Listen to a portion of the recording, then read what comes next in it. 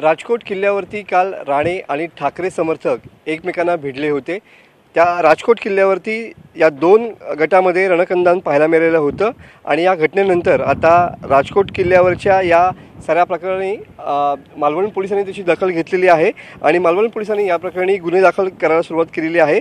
राडा करणाऱ्या दोन्ही बाजूच्या 42 जणांविरोधात गुन्हे दाखल करण्यात आलेले आहेत आणि त्याच पद्धतीनं दोन्ही गटातील या कार्यकर्त्यांविरोधात हे गुन्हे दाखल आहेत, तर शेकडो अज्ञात व्यक्तींविरोधात देखील या ठिकाणी गुन्हे दाखल करण्यात आलेले पाहायला मिळत आहेत। कलम 121(2), 189(2), 191(2), 190, 118(2), 223, 337 अशा कलमांखाली हे गुन्हे दाखल करण्यात आल्याचं पाहायला मिळतं आहे। अजूनही या प्रकरणात कोणाला अटक नाही, मात्र ज्या पद्धतीनं काल दोन गटात राडे झाले त्यानंतर आता मालवण पोलीस या ठिकाणी चांगलेच कार्यरत झाले असून या ठिकाणी त्यांनी गुन्हे दाखल करण्याची प्रक्रिया सुरू केलेली पाहायला मिळते।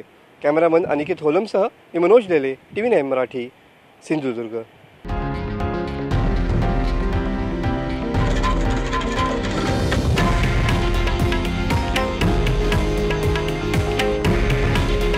हे आहे देशातील नंबर 1 न्यूज नेटवर्क आणि आपण पाहत आहात TV9 मराठी। काळजी तुमची, हित महाराष्ट्राचं।